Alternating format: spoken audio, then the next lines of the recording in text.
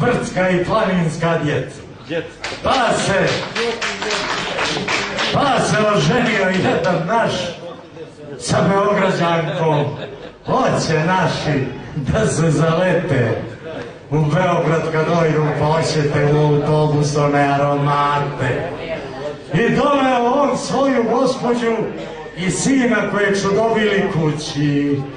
Sad snajka lakira nokte, turpijana nogama nokte, pod lozu dosadno je. A ono unuče trči za babom, a baba šta je ovo, a to je pilja, a šta je ovo, a to je guda.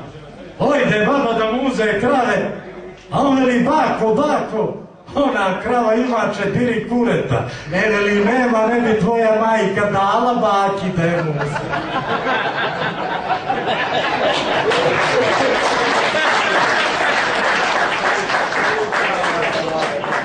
Isti slučaj se desio.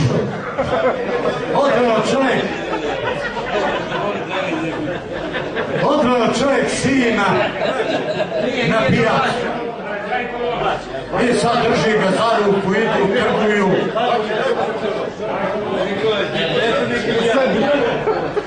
I sad idu oni tamo ovamo i na kraju prođu kroz stočni pijet.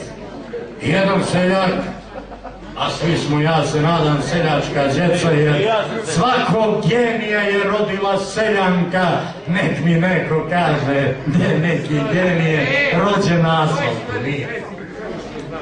I sad ovaj seljak kravu pogledaju i zube, gledaju ovdje ima li što od kremenadle, tamo ovamo i na kraju da vidi je li meka na mužu pa strcne.